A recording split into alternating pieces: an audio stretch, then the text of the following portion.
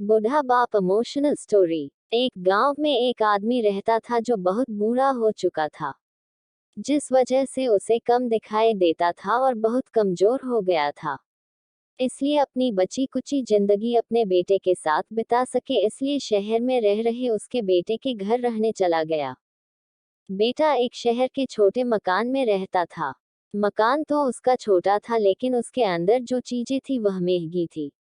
उस मकान में बेटा, उसकी पत्नी और उनका एक 5 साल का बच्चा, ये छोटा सा परिवार साथ मिलकर रहता था। बूढ़े पिता के आने से उनके परिवार का एक सदस्य और बढ़ गया।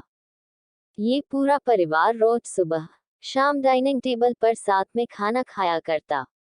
बूढ़ा पिता अपनी कमजोरी के चलते हमेशा खाने की चीजें नीचे गिराता रहता और कई बार कांच के बर्तन भी टूट जाया करते थे।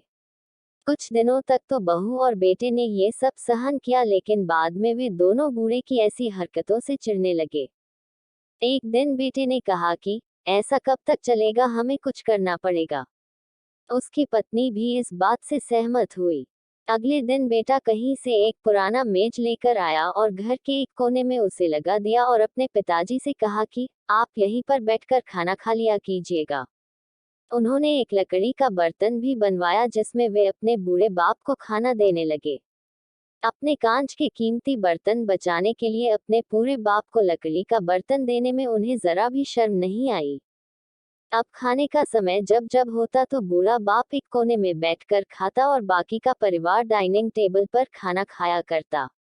डाइनिंग टेबल पर बैठे बैठे दोनों पति पत्नी कभी कभी अपने बूढ़े बाप की तरफ देख लिया करते।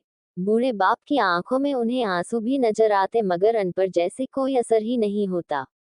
बूढ़े का पोता भी यह नजारा हमेशा देखता और वह अपने में ही खोया रहता। एक दिन जब पति पत्नी डाइनिंग टेबल पर बैठकर खाना खा रहे थे, तब उनका बच्चा जमीन पर बैठकर कुछ कर रहा था।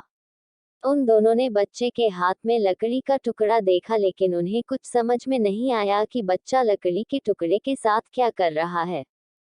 जब बच्चे के पिता ने उसे पूछा कि बेटा आओ खाना खा लो, तुम नीचे बैठकर क्या कर रहे हो, तब बच्चे ने भोलेपन से कहा, अरे मम्मी पापा, मैं आप दोनों के लिए लकड़ी का बर्तन बना रहा हूँ ताकि आप लोगों को जब आप बुरे हो जाओ तो दिन में खाना दे सको।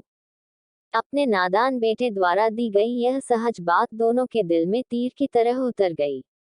दोनों एक दूसरे का चेहरा निहारने लगे। बिना कुछ कहे ही दोनों की आंखों में पानी आ गया और उन्हें अपने भविष्य की किताब अपने आंखों के सामने खुलती हुई नजर आई। उन्हें समझने में ज्यादा देर नहीं लगी कि अब उन्हें आगे क्या करना पड़ेगा। अगले दिन कमरे के कोने से वह पुराना मेज हट गया और अब बूढ़ा पिता और बाकी का परिवार साथ में मिलकर फिर से खाना खाने लगे। बूढ़े की कमजोरी की वजह से हो रही गलतियां भी अब किसी को नहीं चिढ़ाती थी। दोस्तों, ये कहानी हमें बताती है, हर वह पत्ता जो आज हरा है वह कल सूखेगा और डाली से नीचे भी गिरेगा। इसलिए हमें अपने बड़े बूढ़ों का हमेशा ख्याल रखना चाहिए और हमें हमारे माता पिता और बुजुर्गों के साथ वैसा ही व्यवहार करना चाहिए जैसा हम चाहते हैं कि हमारे बूढ़े होने के बाद हमारे बच्चे हमारे साथ करें।